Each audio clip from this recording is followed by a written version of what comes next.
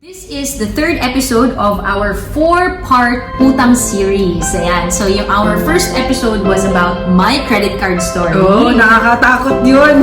Paano ko natakot? Credit horror story. Credit card horror story. Yes. Tapos yung pangalawa naman is, are all debts bad? So, we discussed about good debts and bad debts. Yan. That was very easy. Very short. Malaman mo lang yun. Yes. Magiging smart ka na pagdating sa pagkuha ng utang. Yan. Number 3 naman on this episode, what we will tackle is how do you avoid bad debts? Yes. Paano ba maiiwasan yung mga masasamang utang na yan? Minsan talaga sa buhay, hindi natin maiiwasan umutang. Hindi natin maiiwasan kasi may pangangailangan, tapos hindi enough yung capital natin. Kung gusto natin magtayo ng negosyo, di ba? Or Sometimes kulang talaga yung monthly mo. yes, diba? so we cannot avoid. Pero ito, how do we avoid bad debts? Para talaga, yung kung makakautang man tayo, at least smart pa rin tayo pagdating sa paghiram ng pera. Yes. So, meron tayong 7 tips on how to avoid bad debts. Yes. Sa 7 tips na to, these are questions that you ask yourself, okay? So, etong mga question na to, kung ang sagot ay no, ibig sabihin, that is a bad debt, that you should avoid that utang. So, every time may pangangailangan ka na you need to borrow money, you need to go back to the 7 tips, 7 questions if it's a good debt or a bad debt. Yes, correct. Question number 1. Will borrowing this money improve my finances in the long run? Yes, that's an interesting question kasi minention natin before sa last episode, it has to be a good debt, di ba? A good debt puts money back into your pocket, okay? So, kung ikaw hihiram ng pera, in the long run, will you benefit from it? Will it grow in value in the long run? For example, yun nga, tuition, humiram ka ng pera, but in the long run, it will help you because yun nga, it will help you get a degree, diba? It will help you land into a job or hopefully give you the knowledge to start up a business, diba?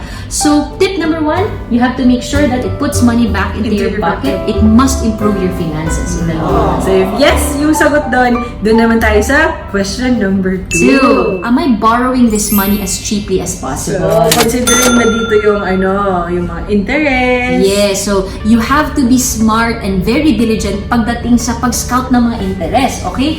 Kasi different banks, halimbawa, huhiram ka sa mga bangko, di ba? Different banks will give you different interest. For example, hihiram ka ng pera para makabili ka ng kondo or bibili ka ng bahay, di ba? So, different banks, for example, si Bank A magbibigay ng 9%, di ba? Si Bank B naman magbibigay ng 6%, yung isa naman 7.2%. So, make sure na Magsa-scout ka din. scout ka talaga. Be diligent when it comes to the interest rates. So, si mama magbibigay ng 10%. Baka pala, Wow, mama, 10%. Baka pala, yung mama at papa mo, walang interest pala.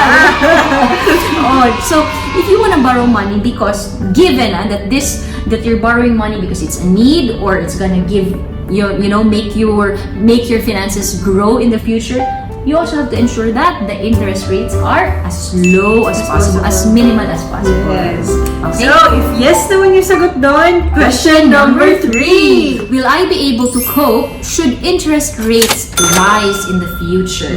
Okay? Ibig sabihin, meron kasing mga conditions where hihiram ka ng pera for 10 years, for example, na hindi, 10 years to pay, na hindi fixed yung interest. Na sasabihin nila, okay, after 5 years, magre-recompute sila ng interest depending on how the economy is doing, okay? So, for example, first 5 years pala, ang interest is 3%, pero come 6th year, magi-increase na siya into 7%.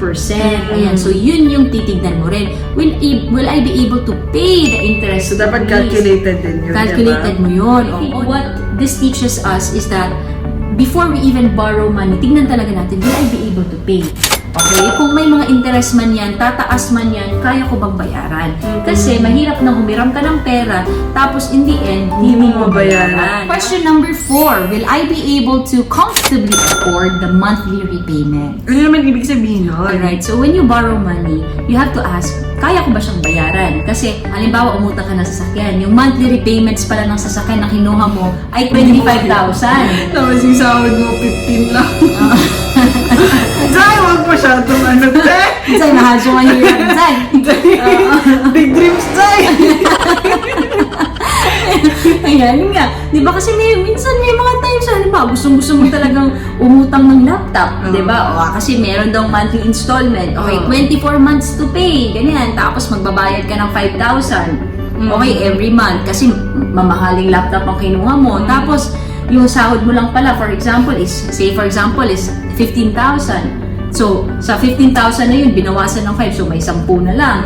Paano pa yun? Bayad ka pa ng rent, bahay, cellphone mo pang naka-plan, di ba? Diba? So, medyo, you have to ask yourself, kaya ko ba siyang bayaran? So, assess your financial status kung kaya mo ba. Punta tayo sa question number 5. Okay, do I understand all the terms and conditions upon borrowing this money?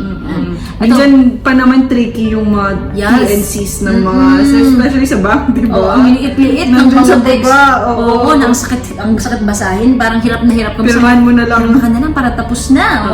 So, dapat we have to be diligent when it comes to reading and knowing the terms and conditions. Halimbawa, hihiram ka sa kaibigan mo. Okay? Minsan, sabihin na kaibigan mo, o sige, papahiramin na lang kita ng 2%. Si kaibigan talaga, nagbigay ng 2%, di ba? Sabihin mo, o sige, ano pang terms and conditions nito? Okay? Sasabihin pala niya, o sige, wala palang interest pag first month, tapos pagka second month, meron ka ng 2%.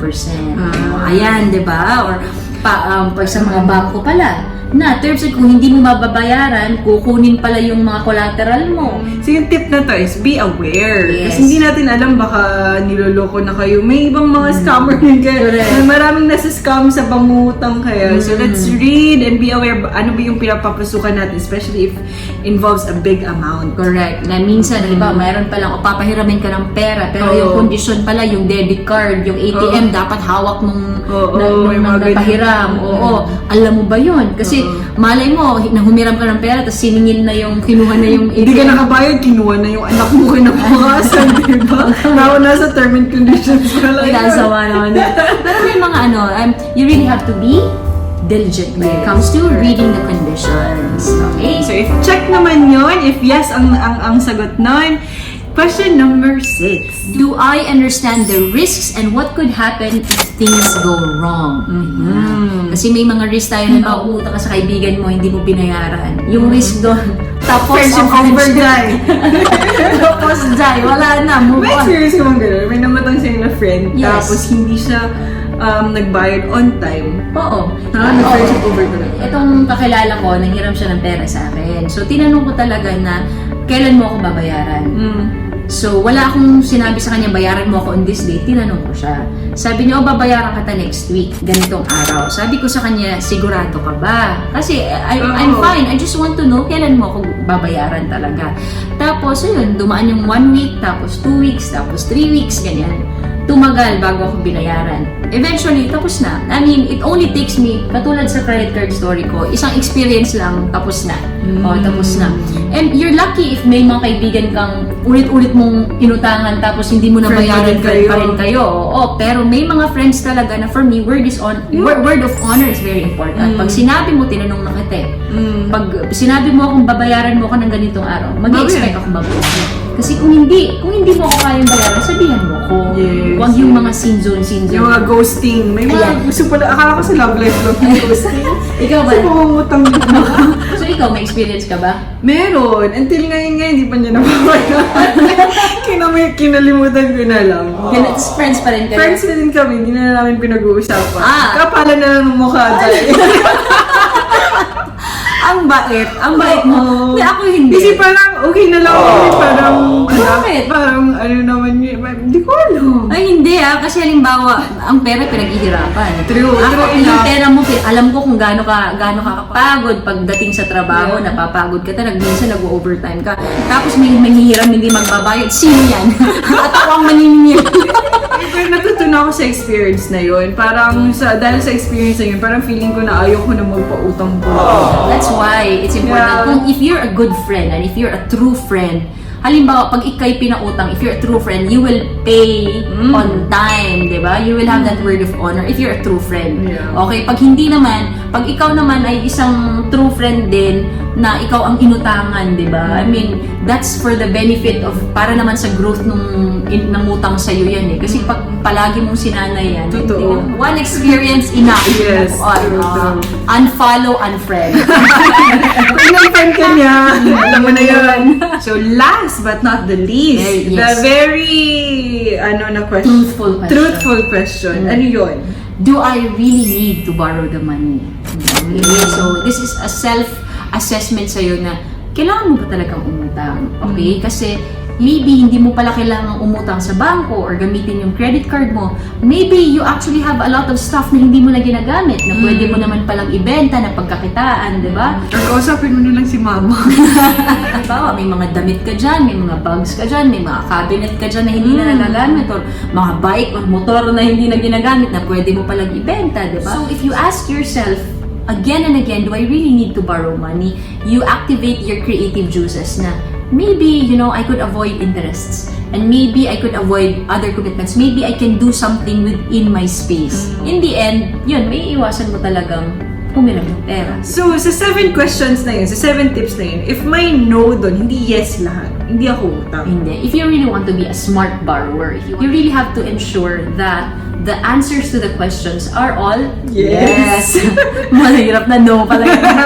Okay, quickly, let's run down for them. Ano yung 7 questions na yun? These are the 7 questions or 7 tips to avoid bad debts. Okay? So, number 1, will borrowing money improve my finances in the future? Yes. And question number 2, am I borrowing this money as cheaply as possible? Number 3, will I be able to cope should interests rise in the future? Number 4, will I comfortably be able to afford the monthly repayments? And number 5, do I understand all the terms and conditions associated in borrowing this money? Number 6, do I understand the risks and what could happen if things go wrong? And number 7 is, do I really need to borrow money? There you go, the 7 tips or the 7 questions that will help and guide us in avoiding bad debts. Para maging smart, maging smart borrower. Magagamit ko to. Yes, If in diba? case in the future, kailangan ko manghiram. Oo. Sa'yo. Kasi dapat wais tayo, di ba? Kasi every peso na nilalabas natin, dapat sulit. May sinabi si Kevin O'Leary, kilala mo ba siya? Si Shark Tank. Parang sinabi niya na dapat, yung pera daw niya parang mga sundalo. Na dapat, pag pinapakawalan niya yung pera niya, yung mga sundalo niya, dapat pagbalik, may mga dalang sundalo din. So, kung umalis yung pera niya, dapat pagbalik, may mga karga-kargang pera din. Parang nag-multiply siya. Nice. Diba? It's an objective way of looking at money. True. So hopefully this episode gave you an insight. Diba? Yes. Somehow. It did to me. Palagi. It did to me. Kasi syempre siya yung siya yung mas insightful sa mga bagay-bagay about pera. On our next episode naman, pag-uusapan natin paano ba natin tatapusin kung may utang ka talaga. How do you eliminate your debts? Feel na feel mo talaga yung about sa utang. Pinagdaanan ko yan. Nung ako'y 21 years old. Bata, may utang. Bata, may utang. Pero tapos na. Wow. Ikaw may utang. Utang na loob. Utang na loob sa'yo. Ayan. So, thank you very much. If you like this content about our utang series, click like. And then, please don't forget to click subscribe. yes, we'll see you again on our next episode. Bye!